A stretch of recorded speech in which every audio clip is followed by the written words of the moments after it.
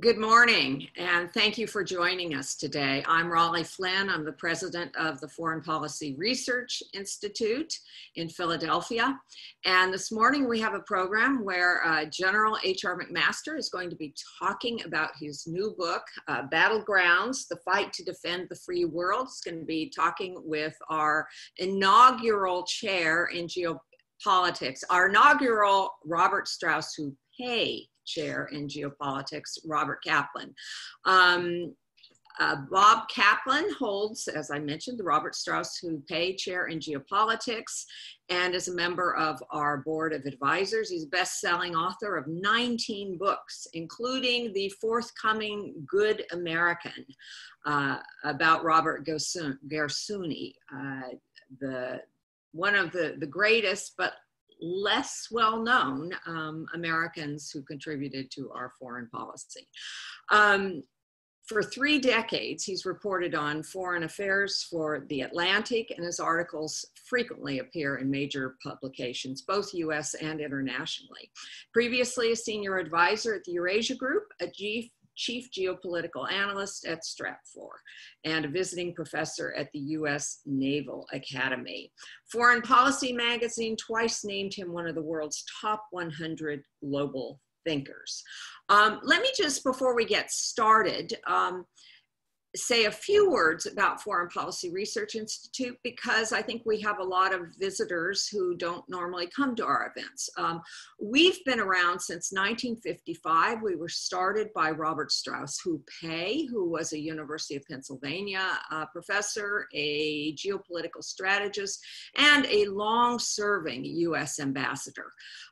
We have been doing what we do best, which is civil discourse, expert analysis, and research on important issues of the day. And in that regard, we're just thrilled to have our newest FPRI Board of Trustees member, General H.R. McMaster, with us today, who was besides his long and storied career with the U.S. military, was also most recently the 26th I'm going to get that wrong. I knew I would. I wrote it down. 26th Assistant to the President for National Security Affairs, or what we generally refer to as a National Security Advisor to the President. A few housekeeping notes. If you have questions, please put them in the Q&A window, which you can find at the bottom of your screen. Just press on Q&A and put your question in there, and you can start putting them in now, and we'll get to them about halfway through the program. Please don't put them in the chat box. The chat box we use for, use that if you have a technical problem. That's between you and us. And I would also, before I turn it over to Bob Kaplan, I would like to say a sincere thank you to our supporters and our members, without whom we could not do these kinds of events. If you don't know us, check us out on www.fpri.org.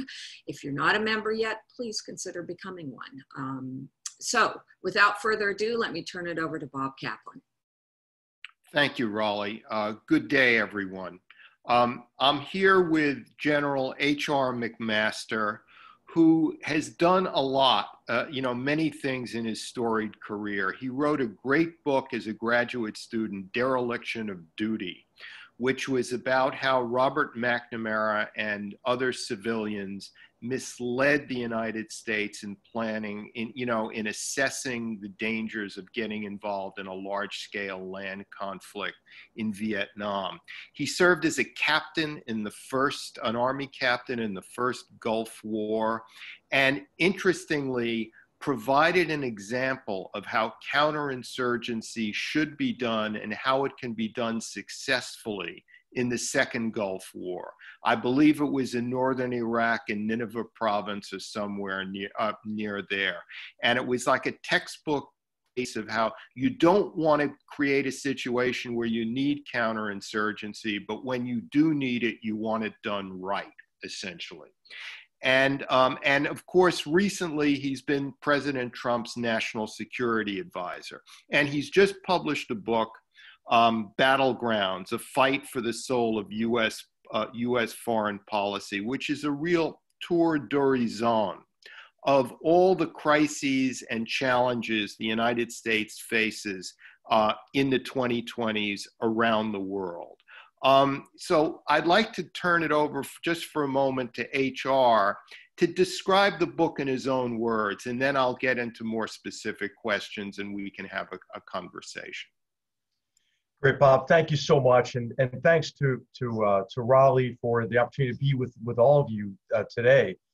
Well, I think the book is in large measure an argument for why we need FPRI more than ever, and what Bob, as you mentioned, I've spent a lot of time overseas in places like Afghanistan and in Iraq, and I was on the receiving end of policies and strategies devised in Washington that didn't make much sense to me from my perspective on the ground in those places. And what I hope to do in the book is to help foster a more full understanding of the crucial challenges we face, challenges to our security, our prosperity, and our influence in the world, as a way to bring Americans together, especially in this polarized, vitriolic, partisan environment, to discuss these challenges and to discuss also the recommendations that are in the book on how we can build a better future for generations to come. I think it is very much an FPRI influenced book. When I think about geostrategy, I think about names like Mackinder and Spikeman and Robert Strauss-Hupé, and I think about Robert Kaplan also. And so I hope you judge it to have been worthwhile because it's very much influenced by your work. And what I hope to do is to provide us with a way to think more clearly about these challenges, and then to work together to overcome them, as well as to take advantage of opportunities. Well, HR, you wrote the book. Your book emerged to a significant degree out of your experiences as the president's national security advisor. Now, prior to becoming the national security advisor, all your governmental positions were military. So here, for the first time, you're sitting in at a very, very high level in a civilian capacity, working in the White House. What happened that you did not expect? How was the experience different than what you had thought it would be? And what did you learn along the way about dealing with people, dealing as a civilian with other civilians, trying to get your word across to other departments? What kind of hit you in the face about this experience?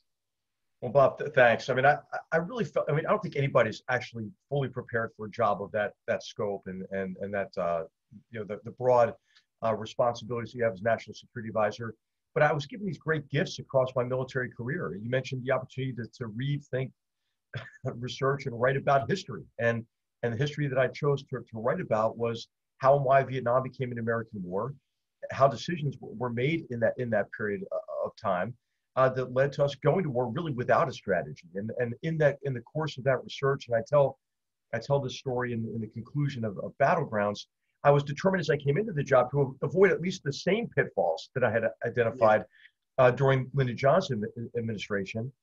And it was a surreal feeling, Bob, to walk into what for me was George Bundy's office, right? And to realize, okay, now you're in charge of the process, right? That you criticize from a historical perspective.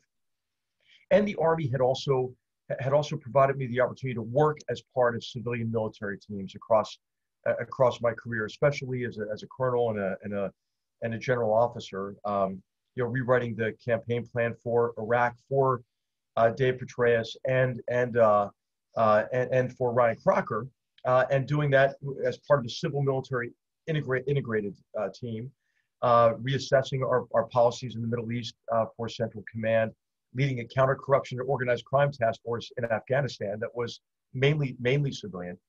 So I was grateful for those experiences as well. But to get to your question, what wasn't I prepared for? What maybe I was surprised about is the opportunity to serve in the Trump administration, maybe more sensitive to how important it is to consider what people's base motivation is for service. And I think that what clarified, what I realized as I served in the administration, is there are really three fundamental base motivations for service in any, I think maybe in any White House or in any administration.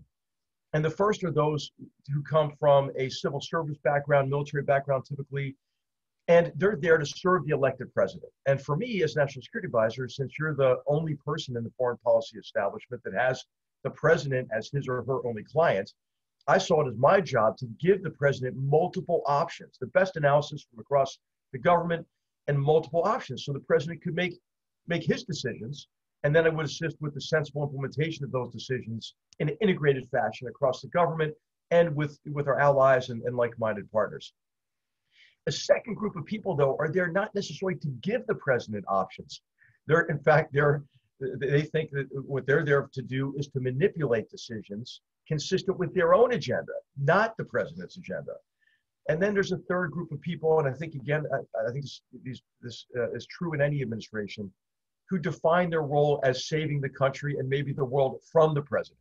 and yeah. I think what's regrettable about the second and third categories is that their behavior can actually be a danger not only to the elected president and his agenda and result in not serving that president well, but they're also a danger to the Constitution. Because nobody elected them to make policy, Robert. They're not answerable. Yeah. They're not answerable to the American people. In other words, 2/3 of the people are not interested in getting the issue right. Well, it's less than 2/3, I would say. I hope and I believe, the vast majority are in that first category. Yeah. Okay. All right. Very good. All right. Into the book. What you write about is there was the background to our current foreign policy situation was a post-Cold War hubris, an arrogance combined with a lack of direction. There were too many people at the high-end influential positions in Washington who saw what they want around the world and weren't really that interested in the minutia, in the granularity of local situations and cultures. And they lacked strategic empathy, as you put it. What Nixon said, Nixon had this line, you have to think about the political situation of your foreign adversary. What pressures is he under, in other words? Because that's the only way you can figure out how to deal with him. You want to elaborate on that? Right. Yeah. Right. So Robert, I use this, I use this term strategic narcissism, and this is our tendency to define the world only in relation to us, which is of course self-referential and therefore flawed to begin with. But really the damage that we do to our policies and our strategies is associated with really not understanding what is driving and constraining the other, especially emotions and ideologies as well as interests. And as a result, our strategies and plans are based on situations as we would like them to be. They're based oftentimes on what we would prefer to do rather than what the situation demands. I do believe that this became a more acute problem in the 1990s because of overconfidence associated with winning the Cold War. I mean, there was reason for confidence, right? We won the Cold War, the Soviet Union collapsed. We had this lopsided military victory over the fourth largest army in the world during Desert Storm, returned Kuwait to the Kuwaitis. But it was in this period of time that I think many people, those in policy circles as well as just broadly, bought into three fundamentally flawed assumptions about this post-Cold War world. First, that an arc of history had guaranteed the primacy of our free and open societies over closed authoritarian systems. Second, that great power competition was a relic of the past. And third, that we would be able to achieve military dominance, mainly through our technological military prowess. This was the so-called, the orthodoxy, the so-called revolution in military affairs. And I really think, Bob, this was a setup. It was a setup for the shocks and disappointments in the 2000s, including the mass murder attacks of 9/11, but also the unanticipated length and difficulty of the wars in Iraq and in Afghanistan, as well as the 2008 financial crisis, which also shook our confidence. And then the pendulum swung.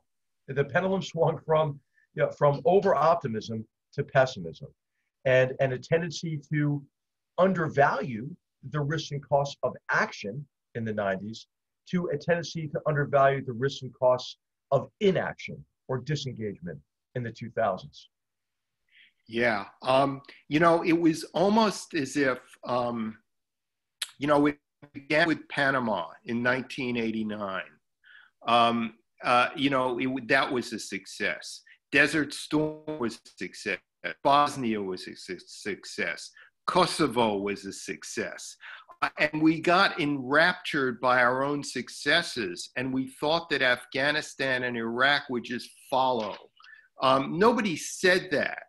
But it was the background of everyone's thoughts. We had become conditioned to easy successes since 1989, which began with Panama, actually, and went all the way up through. And then, Iraq and Afghanistan proved to be a bridge too far, it was just too far removed, kind of. They were wider in scope, and they were dealing with cultures and historical and economic situations that were far more extreme than in the Balkans, even.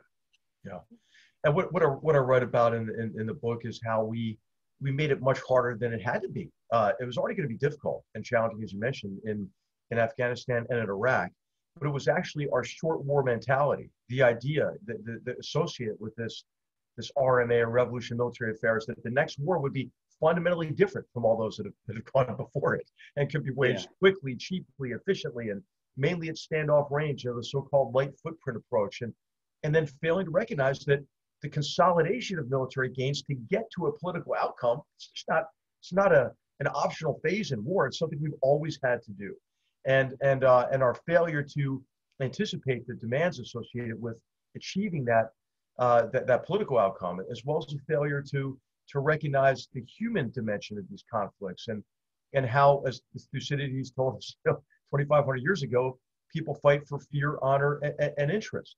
And if you address only the symptoms of those drivers of violence, you're going to be in an overly long conflict. And then of course, war is uncertain because of the interaction with determined and often brutal enemies in both of those places, certainly. But we thought linearly. We announced years in advance, exactly how many troops we're going to have there, for example, what they were going to do and what they weren't going to do. And then, of course, war is certainly a contest of wills, and the American people began to lose faith in these efforts in large measure because of the flawed and inconsistent strategies in both places. Yeah, the American people give you like 3 years. They were even tiring of World War II in 1945 in Asia.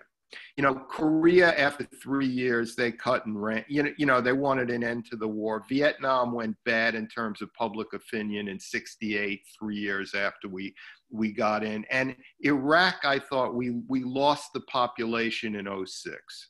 After going in and I tell the story about this. We had a very significant adjustment to our strategy in 2007. A courageous decision by President Bush, and I think you could say that we won by 2007, 8, 9, 10 into 11. But I also tell the story of our complete disengagement in 2011, and Bob, this was not only a military disengagement, it was a diplomatic disengagement as well. Diplomatic disengagement that ceded influence to Iran in such a way that the prime minister, who actually didn't win the election but was able to take over anyway because of Iranian influence, this is Nouri al-Maliki, could return to these sectarian policies that led to a return of large-scale sectarian violence in the country. That's where ISIS comes from. ISIS doesn't come out of thin air, right? ISIS comes out of the Sunni Arab and Sunni Turkmen population concluding once again that the only way they can avoid evisceration is through violence, right? So I think that it's very important to sustain commitments. These are low-cost commitments as well, and sadly, I think the Trump administration is replicating the Obama administration's flawed approach to Iraq in 2001. I think the Trump administration is replicating that, maybe even exceeding it in Afghanistan today. Yes. To jump to Afghanistan for a section, for a moment, you recommended to the president, it's in your book, I believe, to ramp up in the early part of Trump's administration. And then the president, much later on, started ramping down. Where do you see Afghanistan now? What could we accomplish in another 2 or 3 years with troops on the ground that we weren't able to accomplish in the previous 18 or 19 years? Well, I mean, the idea that I wanted him to ramp up, that's actually disinformation. Okay. that was leaked to the all too willing press to print anything that was coming out of the West Wing at the time. And my job was to give him options, which is what I did. And right. Presented with options, he put into place the first sound and sustainable policy towards South Asia that we've had since 2001. And he gave a speech in August of 2017. I tell the story in Battlegrounds. And in the speech, he wrote into that speech, hey, this is not what I was going to do. But having looked at all the options and sitting behind the desk in the Oval Office, I made the decision, and it was a fundamentally sound decision, to lift time limits, right? I mean, how does it work in war to tell, for example, in this case, the Taliban, hey, we're going to be gone in a couple of years, but still let's negotiate. I mean, how does that work? That doesn't work, right? Yeah. The other aspect of it was to recognize the role that Pakistan was playing, and to end the self-delusion that Pakistan, just with some more economic aid and some more military aid, would alter its behavior. And this is the Pakistani army and the inter-services intelligence in particular. That was a self-delusion. And the third was this rejection that you can have, some sort of a nifty counterterrorism strategy that's over the horizon, or that can be, that can be employed through offshore balancing or something.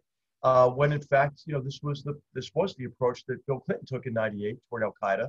I mean, how did that work out? So it's not a theoretical case that jihadist terrorists, given the space, given the opportunity to raise funds through all sorts of illicit activity, to organize, to train, are a magnified danger to us. We learned that in our country on 9/11. The UK learned it on 7/7. Europe has learned it multiple times, and including the UK, based on ISIS's attacks after it controlled territory and resources. So it's not a theoretical case. I think in many ways the war in Afghanistan has just been mischaracterized. What if we had won already, Bob? Afghanistan is not going to be Denmark. It doesn't need to be Denmark. It just needs to be Afghanistan. And I think it's worth pointing out, certainly, that our soldiers are still fighting there. We lost 10 courageous soldiers there this year. But it's also worth pointing out that 30 Afghans a day give their lives to protect the freedoms that they've enjoyed since 2001. I think that's worth supporting, right? And so what we've done instead, in the past year, is we have in essence partnered with the Taliban against the elected Afghan government. We've partnered with 5% of the population against the over 90% of the population that want nothing to do with the Taliban. I mean, they remember the hell that it was to live under Taliban rule from '96 to 2001. I just think it's reprehensible. It's not only a policy failure. It's something to be embarrassed about. All right, very good. Thanks for clarifying that, HR. Really, thank you. I suppose that the biggest overt policy result of your term as National Security Advisor was the 2017 National Security Strategy, and accompanied a year later by the National Defense Strategy, which essentially moved the country from focusing primarily on the war on terrorism to focusing primarily on great power rivalry in the future. Was that obvious to you when you got into power in the White House? Did it emerge quickly? Was it something that was in the air that simply had to be formalized, so to speak? Well, Bob, I mean, I think it was obvious to me. Yeah. that we were well behind. Now, it wasn't. We didn't pose, a dichotomy here. I mean, we just said, okay, we have a range of threats involving revisionist powers on the Eurasian landmass, first and foremost. But we still have the problem associated with jihadist terrorists who want to kill our children, who want to commit mass murder on our soil. And we have to, I think we have to maintain a sustained effort against them, because I think we've learned anything, is that those problems are best dealt with closer to their origin and dealt with through partners who bear the brunt of that effort than to deal with them once they reach our shores, right? Because then the cost can be exorbitant and difficult to bear. I think you could say the same is true of a pandemic, of a virus. Yeah. Best contained abroad, rather than dealt with once it reaches our shores.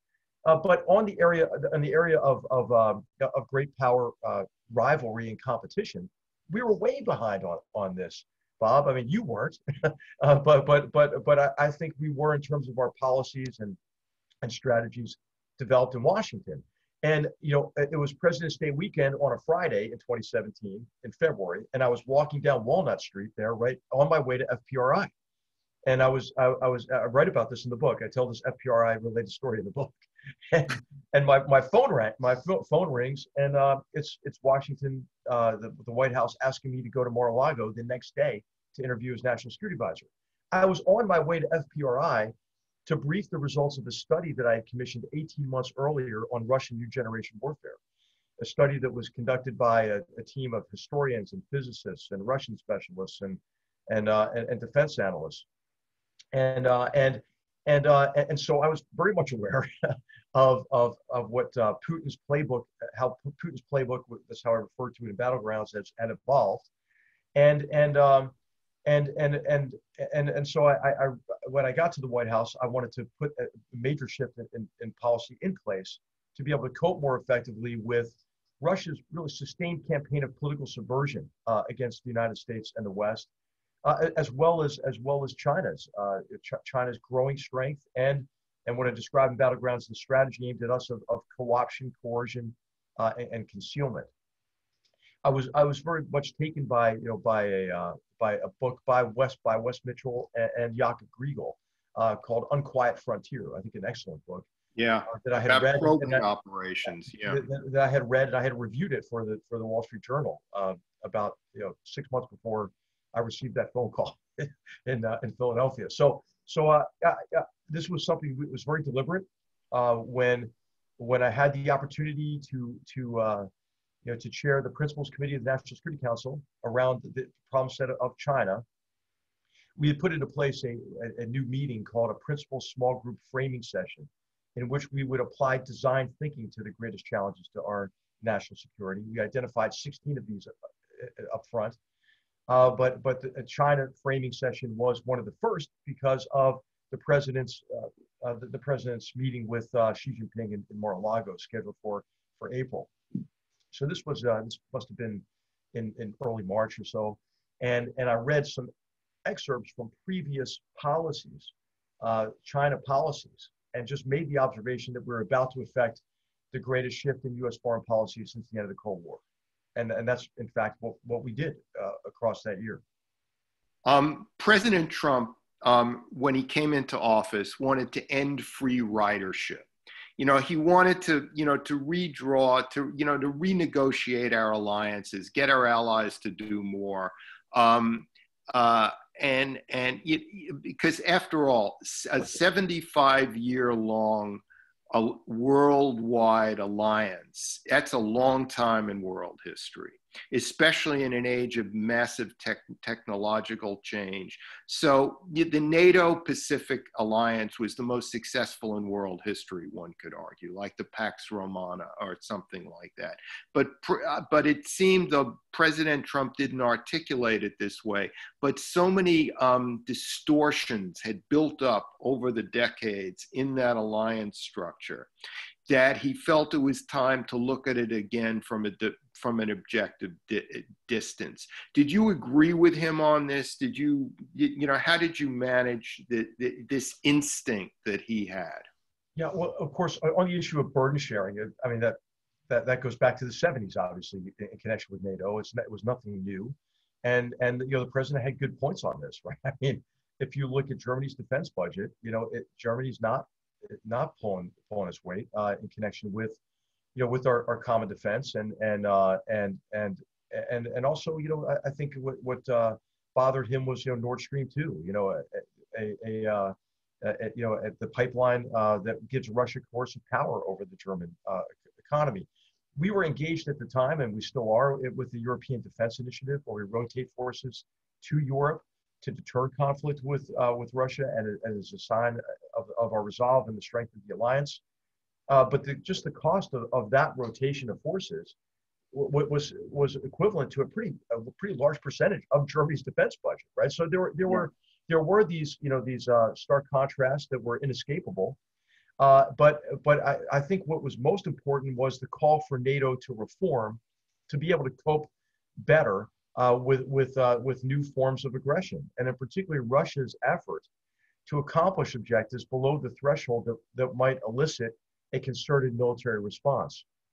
And this is so-called Russian new generation warfare, but also for NATO to cope more effectively with what was already certainly going to be a multi-generational challenge of jihadist terrorism and the threats from the south and from the Middle East.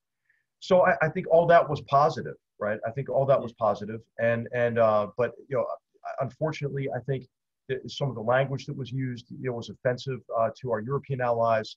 I think in some ways was counterproductive in terms of just the environment and the comedy within the alliance.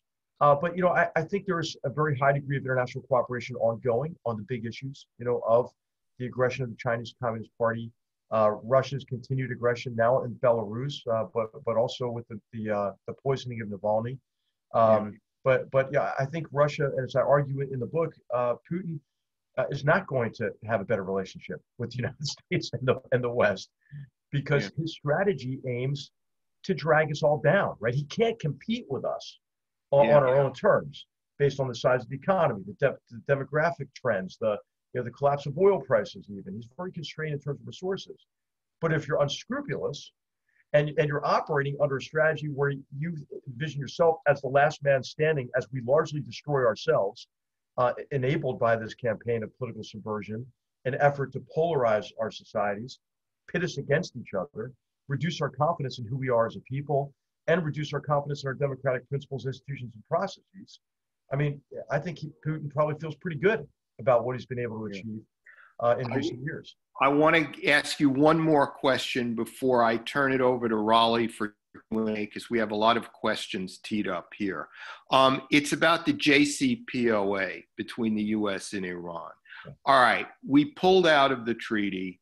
In a sense, you have, Israel now has diplomatic relations with 2 more Arab countries, and there are about half a dozen others which have spiritually made peace with Israel, even if it's not official, so to speak.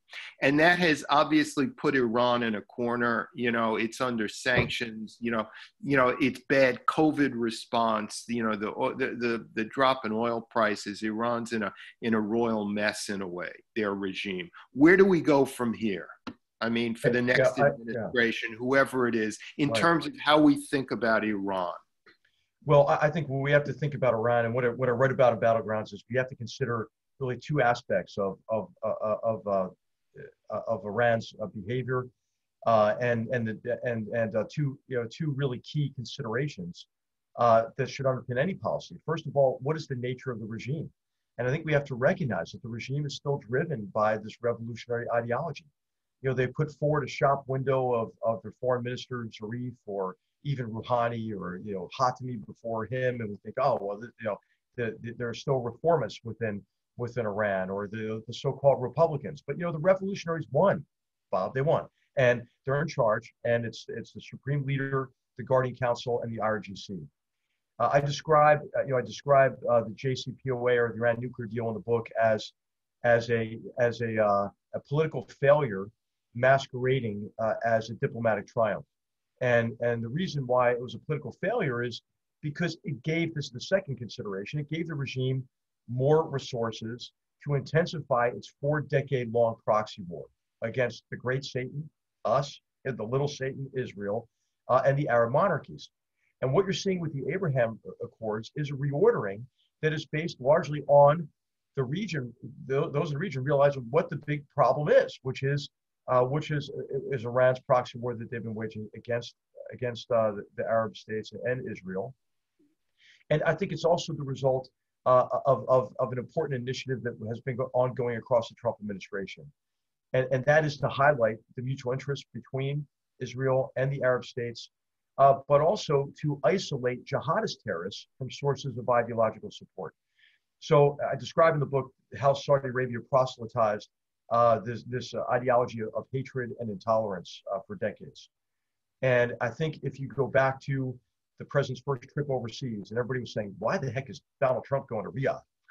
I think it's worth going back to read his speech and King Solomon's speech. I mean, that was an unprecedented event, followed up by the establishment of these two centers, one center to isolate jihadist terrorist organizations and Salafi jihadist extremist organizations from sources of financial support, but the other was a center to isolate them from any ideological support. And I think you're seeing that sustained effort pay off with UAE, Bahrain. I think others will join as well. Sadly, though, I do think that part of the reason why UAE and Bahrain and others may want to enter into normalization right now is to hedge against what they perceive is going to be another U.S. disengagement from the region, much like the Obama administration disengaged from the Middle East and announced it, called it the courageous withdrawal from the Middle East. And what I read about in Battlegrounds is, just when you think it can't get worse in the Middle East, actually it can get worse. Right? Yeah. So, well, on that note, I'll turn it over to Raleigh to field the Q&A for you and I. Raleigh? Thank you. Thank you for a fascinating discussion. And as you can imagine, we have lots of questions. And of course, right at the top of our questions, and not surprising given what's going on in the country, we have a couple of questions about President Trump and the Trump administration. And I'll tie two together, one from an anonymous attendee and one from our board member, Murray Levin. The anonymous attendee would like to know, how do you think President Trump views the US Constitution? And Murray Levin asks, after 4 years of the Trump administration, do you believe the nation is better off as a matter of national security or less well off? Good question. Yeah, I'll answer the second one. I won't answer the first one, but thank you for the rhetorical question, I guess. But for the second question, I think the answer is yes and no, right? I would say that in the area of countering Chinese aggression and abandoning the fundamentally flawed strategy of cooperation and engagement based on the assumption that China, having been welcomed into the international order, would liberalize its economy, and as it prospered, liberalize its form of governance and play by the rules. Okay, we know that's false, and so we know we have to compete effectively with the Chinese Communist Party that is now not only extending and tightening its exclusive grip on power internally, but is exporting aggressively its authoritarian mercantilist model, not only repressing freedom in Hong Kong with the National Security Act, but foisting COVID on the world, and then adding insult to injury with wolf warrior diplomacy, massive cyber attacks on medical research facilities in the midst of the pandemic, increasing aggression in the South China Sea, and what would be the largest land grab in history if they, so to speak, if they succeed, the aggression toward Taiwan, Japan, bludgeoning Indian soldiers to death on the Himalayan frontier. Okay, all right. This is not just a U.S.-China problem. This is a free world China problem. And I think that the policy the administration put into place, articulated, in the 4 speeches that were given recently, I think is absolutely the right approach. I think on Russia, what I would like to see is President Trump confront Vladimir Putin directly. In Battlegrounds, I describe Putin's approach in an alliterative way as well as disruption, disinformation, and denial. Right. This is Putin engages in implausible deniability. Right. So he'll try to poison somebody with a nerve agent and say, well, God, maybe he poisoned himself. I mean, Russia still denies the shoot down of an airliner over Ukraine in 2014. So I think if you give them any space, if you say, well, I don't know if they're doing, of course they're attacking us all the time in a sustained campaign of political subversion. Meddling in elections, that's only part of it. And the meddling in the election is designed that no matter who wins, I don't think Russia cares who wins, as long as we doubt the outcome and the legitimacy of the outcome. So I think that I think that I'd like to see the president be stronger on this personally, but the administration has imposed, I mean, sanctions on Putin and those around him, and imposed costs, I believe, on the Kremlin far beyond those that they factored in at the outset of their decision making. So I think in terms of great power, competition, rivalry, and so forth, I mean, we're better off. I would say against jihadist terrorists, we are less safe today, mainly because of this drive toward disengagement from these jihadist terrorist organizations who aren't going away, and they haven't abandoned their desire to inflict mass murder on us, and they're a grave danger to us and all humanity. The Al Qaeda and ISIS alumni are orders of magnitude larger than the Mujahideen era alumni of the resistance to Soviet occupation of Afghanistan, and it was that alumni who perpetrated 9/11 under Al Qaeda. And they have much more destructive capabilities. This is the democratization of destruction, you might call it, in which non-state actors now have access to more and more destructive capabilities. Audrey Cronin has written a great book about this called Power to the People. So it's mixed, I would say. I think we're better off in cybersecurity. I think the new policies that the administration put in place have been effective. I think our elections are much more secure than they were in 2016 and improved vastly to 2018. Much more secure now in 2020. That's a story that hasn't been told. So I'll stop there, but it's mixed, I guess, would be the short answer to the question. Bob, do you want to take a crack at that? Yeah, I would just say just very, very quickly that turning the corner to put the emphasis, the spotlight on great power rivalry was an acknowledgement of a reality that strengthened our national security posture.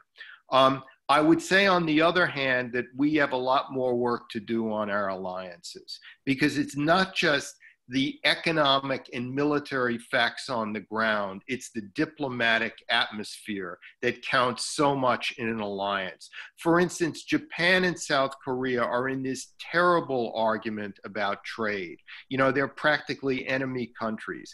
And what needs to happen there is they're both treaty allies of the United States in our Pacific Alliance. We need something like an Assistant Secretary of State for Asia to go there and conduct shuttle diplomacy and solve that problem. In other words, there's a lot more we can do in alliance management. Because, one thing George H.W. Bush taught all of us is you should have friendly, long conversations continually with your allies, their leaders, even when nothing is going on, so that when something is going on, you can count on them for help. The coalition to dislodge Saddam Hussein from Kuwait didn't happen out of thin air. It happened because for many months previously, Bush had been assuaging through conversations with a lot of allies around the world. It's interesting.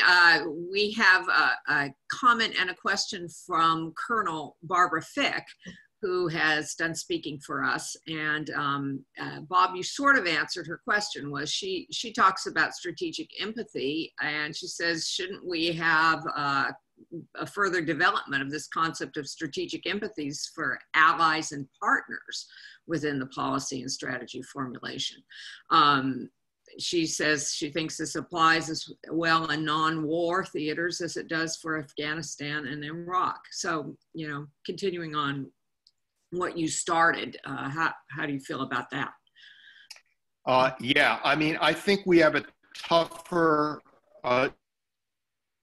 challenge than in Asia, because throughout East Asia, from Japan south to Australia, all of our allies are seeing palpably the danger of an aggressive rising China. And, they want nothing more than to see us in the region and active. With Europe, in terms of increasing their defense budgets, they haven't been doing it for years, decades actually, because their people don't want it. And they don't, their people see the danger as terrorism, as migration, but not, why should Spain or Portugal spend more money on tanks to help Latvia or Poland, for instance? So I think we have more of a challenge in Europe in this regard than we have in East Asia. Yeah, I would just say that it's not as bad as people think it is in terms of the relationship with allies. There is a high degree of coordination going on, but at the working level, the assistant secretary level, between members of the National Security Council staff and their counterparts, and I think the alliance with Japan, I think, is probably stronger than it's ever been. Bob's right about the relationship between South Korea and Japan. That has a lot to do with the nature of the Moon government and the fact that President Moon is a child of the Gwangju uprising, and the philosophy of that party is very skeptical about the U.S. as well as Japan. I write in Battlegrounds about the three confidential meetings I had with my Japanese and South Korean counterparts in San Francisco for the very purpose Bobby alluded to of keeping the family together, especially in connection with our approach to North Korea and to China. It's certainly worth that investment, right, to keep the San Francisco system of alliances in place. But I think that the Quad format, which was kind of just not really getting very far, and really has taken off. And you've tracked this very closely, Bob, across your career. I think the India-U.S. relationship is stronger than ever. Thanks again. We should send a thank you note to Xi Jinping for all this. And the Quad format, which is the U.S., Japan, Australia, and India, is reaching unprecedented levels of cooperation. If you look at the South China Sea, it's not only those countries, but it's also Japan and the UK and France, all of which are operating continuously across the South China Sea and have a unified voice and not recognizing, China's attempt for the largest land grab in history. Europe is coming around, I believe, and will continue to do so because the threat from the Chinese Communist Party's aggression is inescapable now, right? I mean, you can't deny it. This is why the UK is banning Huawei, the communication company that's laying into 5G communications. It's why France and Germany are moving in that direction as well. Certainly, others will, and I think that's a positive. But the overall point is correct. If China will play us off against each other, and it's immensely important that everything we do to confront China's Communist Party's aggression is done with Japan and the EU and the UK as a minimum. But it should be the broad community of free and open nations, democratic nations that have to come together to counter China's effort to create servile relationships, to create exclusionary areas of primacy. And if China succeeds, the world will be less free, less prosperous, and less safe. We have a question from our senior fellow, Lawrence Husick, who comments that you viewed your job as giving the best options to the president and wonders, did you ever present him with options for dealing with climate change, which successive QDRs have identified as a great strategic challenge to the US military and to the nation and to the world? What is your opinion of Trump's continued insistence that we should do nothing because it's a hoax? Well, it's just wrong. That's just wrong. Right? What did Aristotle say? It's only allegedly say it's only worth discussing what is in our power. Well, I tried. I tried to get an integrated climate energy strategy done, and I worked with Gary Cohn to do that across the NEC and the NSC staff. We have great people working on it, and it's there somewhere. It's in a white binder somewhere in the Eisenhower Executive Office building, I think. But I think that we have to get beyond this polarization, on these issues. Okay, I write about this in the last chapter of Battlegrounds about the interconnected problems of energy, climate, environment, water security, food security, and health security. And we have real solutions available right now. But the problem is, what you hear is the climate denier, on the one end, and then you hear like these ludicrous proposals of the Green New Deal on the other. Well, we can't afford to pursue any more non-solutions, right? And one of the themes through the book is, okay, let's talk about what we can agree on. Because we can get a lot done, just what we can agree on, okay? Is climate change happening? Yes. Is it man-made? Yes. Is it bad? Yes. Should we do something about it? Yes. Okay. So if we can agree on that, and the vast majority of Americans can agree on that, then what you have are tremendous opportunities. The largest greenhouse gas emission reduction in history was accidental in the US based on fracking and the availability of cheap natural gas, which displaced coal as the primary source of power. That can be a bridge. Renewable costs are going way down and are becoming much more viable. What is essential, though, what is essential is that whatever solutions we come up with in developed economies have to be applicable in the developing world, or else it won't make any difference. Because China and India and Africa will continue to emit at rates that will have the same effect globally. China is constructing, and I read about this in the book too, 70 coal-fired plants a year, right? And they're exporting a lot of them. One of them in Kenya is going to be the largest emitter in Kenya, and it's right next to a UNESCO World Heritage Site. Right? So Xi Jinping gets all these accolades. Oh, he said environment like 10 times in his speech. Okay, he's poisoning the world. Right? So we need to really work in a way that is realistic, that is based on the facts and the realities, that pursues real solutions, and pulls the curtain back on behavior like the behavior of China, who also, by the way, is destroying whole ecosystems in the South China Sea, in addition to pursuing a dangerous and confrontational strategy. I will just comment that we now are at 34 questions and the list is growing, so we won't get to all of them, but one that I found I think is interesting is a comment.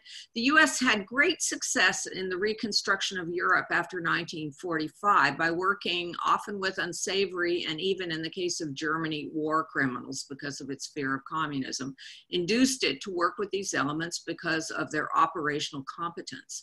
In dealing with crises in the third world, and especially the Muslim world, the US has taken a more moralistic approach until Trump, which has vitiated its effectiveness. Could you comment on this? Bob, why don't you take this one?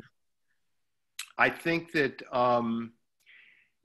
a lot of things are happening at different levels in the Muslim world. I think that number one, though jihadists and are still very, very active in terms of vast public opinion, I think the fundamentalist genie has peaked in a way. The very fact that you see numerous Arab countries, trying to bury the hatchet with Israel, unofficially, if not officially yet, is an indication of a vast sea change in the Middle East. The administration recognized Jerusalem as Israel's capital. It recognized the annexation of the West Bank, of the Golan Heights, and there was very little reaction throughout the Muslim world. So I think there's a lot going on in the Middle East at the moment.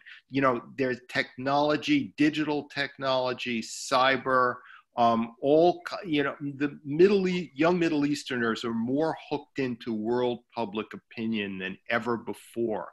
It gets harder and harder to be a dictator in the Middle East than it used to be.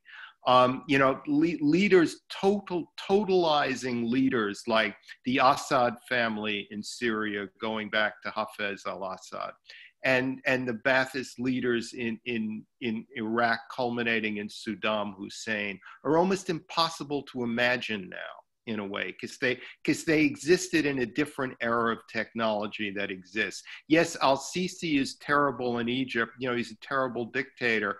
But on the other hand, he lives with the fear that he can be toppled at any moment, because he saw what happened to Mubarak.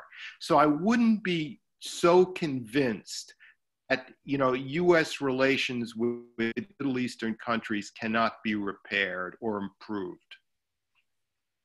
Yeah, I would just also say that and I write about Egypt in the book, and I think it's really important to try to convince these leaders that it's in their interest to allow legitimate opposition, because if they don't, what they do is they drive that opposition underground. So I'm talking about appealing to them just based on straight up John Stuart Mill, utilitarianism.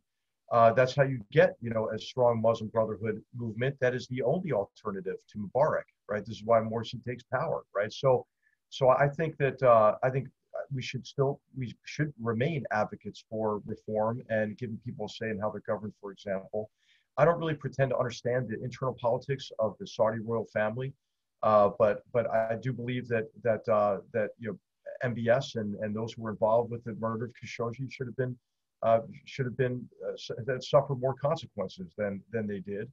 But at the same time, that is an important relationship, not only in connection with our geostrategic interests in the Middle East, but also in connection with maintaining the influence necessary to encourage reforms, such as those that I mentioned in connection with isolating jihadist terrorists from ideological support and financial support, as an example. There still are, I think, there are other problems that are humanitarian as well, that we don't frame as humanitarian. I would say the Gulag state of North Korea falls into that category. Venezuela falls in that category. Cuba falls in that category. And I think Iran does, especially, who has a country that has driven the cycle of sectarian violence that has created, I think, the greatest human suffering, across the world since the end of World War II. And this is a country that is partially responsible for the serial episodes of mass homicide that is the Syrian civil war.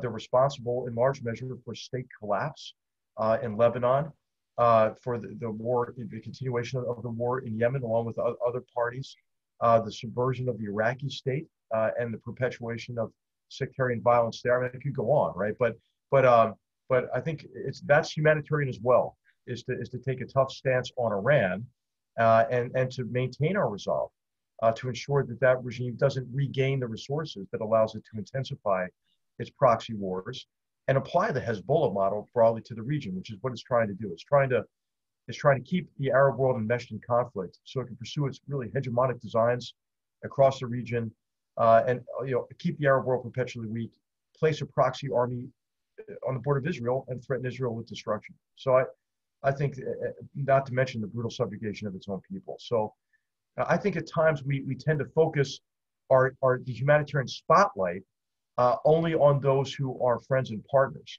It's right for us to do that, but we ought to also look at these brutal authoritarian regimes as well.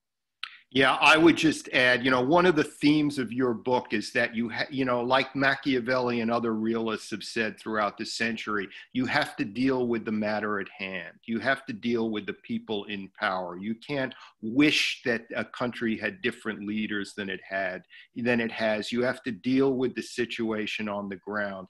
And this applies to Saudi Arabia, as you indicated, HR, which is the Saudi regime is maybe the worst imaginable, except for any other that would replace it in Saudi Arabia.